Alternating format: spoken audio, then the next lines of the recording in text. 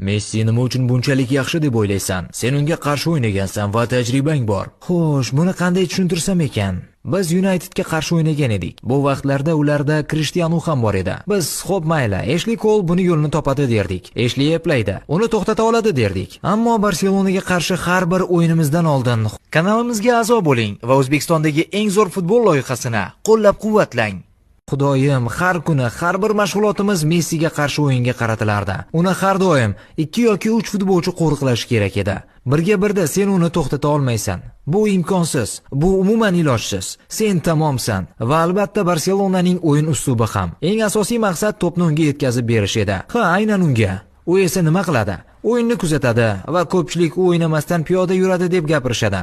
Ammo u doimo ojiz nuqtani qidiradi. To'p unga kelgan vaqtda butun maydon harakatga keladi. Hamma yugurishni boshlaydi. Uni to'xtatish oson emas.